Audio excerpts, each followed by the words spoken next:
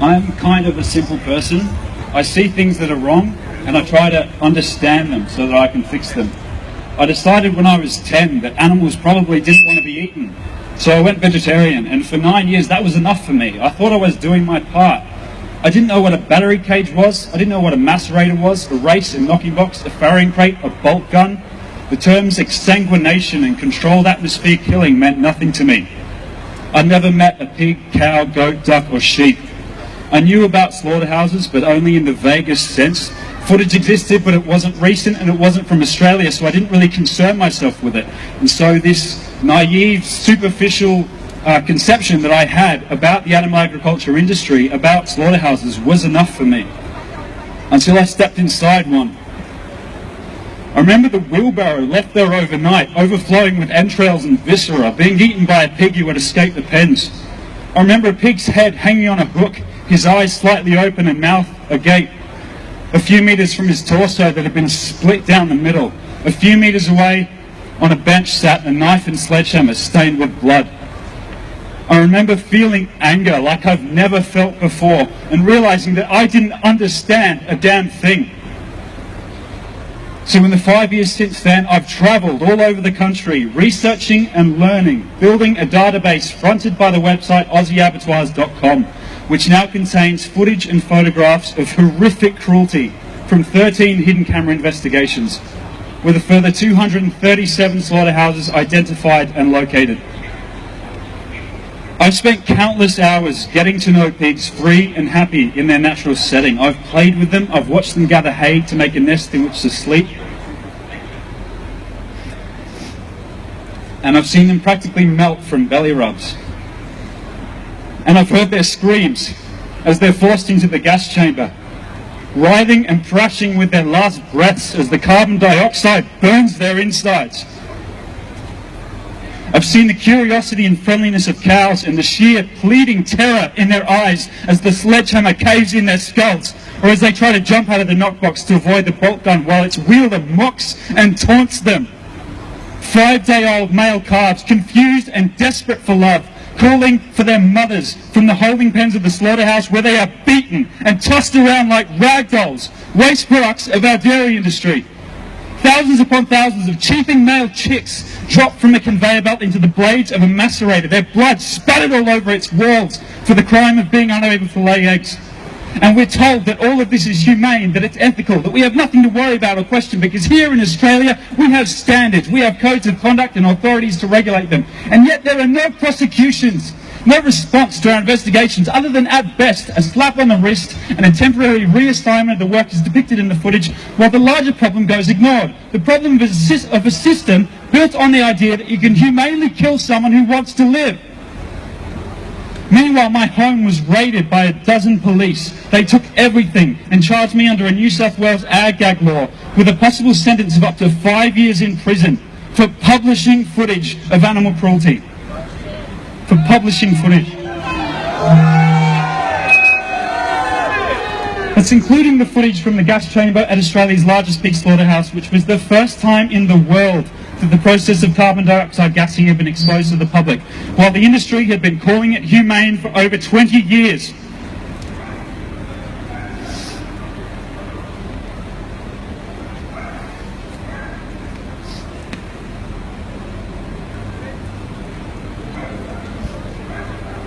If the greatness of a nation and its moral progress can be judged by the way its animals are treated, what does that say about Australia, where we praise those who exploit and abuse animals as community heroes, while treating those who stand up for animals worse than pedophiles, labelling them terrorists for having the gall to think that needlessly inflicting pain and death is wrong?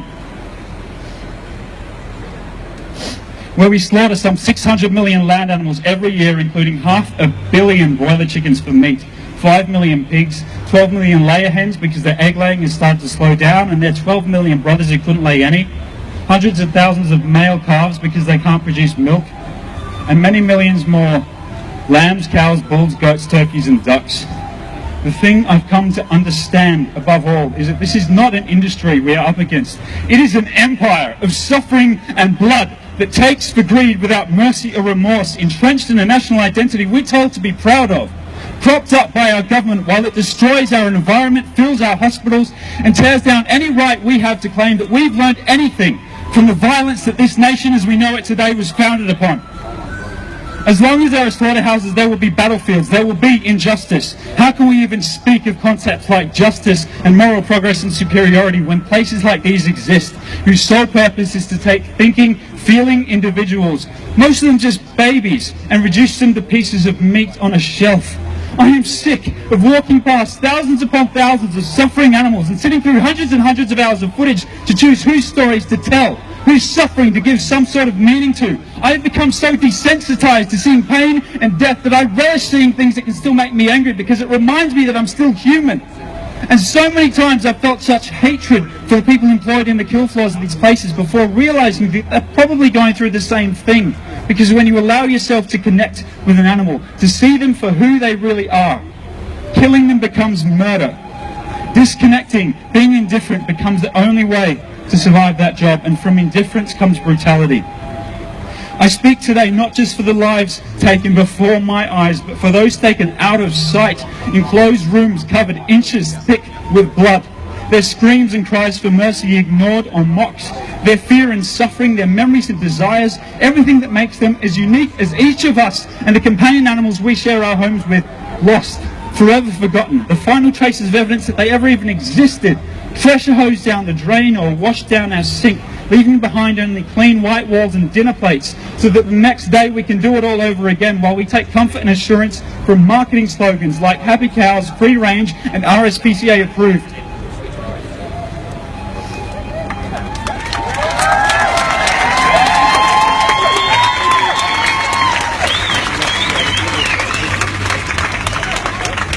The greatest defense of the animal industrial complex is secrecy. Our greatest weapon is truth. Billions of dollars in marketing cannot defeat the goodness that I believe is inherent to most people. Today, slaughterhouses do have glass walls. All we have to do is get people to look. In response to having my home raided, I created a video called Thousand Eyes, which has since been taken to the streets of major cities all over Australia and the world, including here in Melbourne regularly by groups like Anonymous for the Voiceless and the Animal Activist Collective, who will both be doing so down there later today after the march. Please join them. And people are angered by what they're seeing in this footage, by what's been hidden from them for so long. Good people are capable of changing when presented with the truth.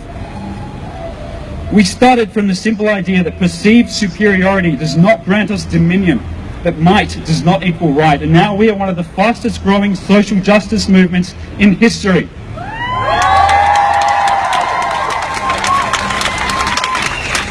They can ridicule us, raid us, attack us or throw us in jail, but nothing they can do to us can ever compare to what is happening day after day in our country's slaughterhouses. And until every last one is shut down, we owe their victims nothing less than everything we have.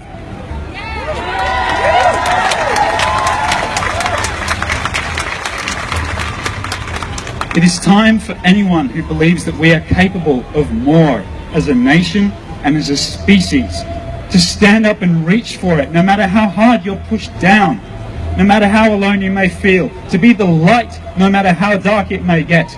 Because when you stand on the right side of history, you are never alone.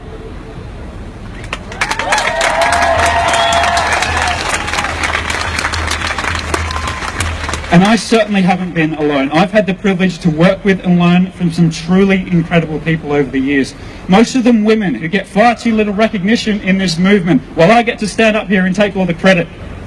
This is thankless work, so I want to thank every single activist who gets out there, but I especially want to thank those female activists, those who showed me the way when I was lost in this world, those who continue to fight and to lead and to work so tirelessly in the background without ever asking for anything in return, and those who helped me understand that this movement is not just about closing slaughterhouses, it is about achieving justice for all who are oppressed.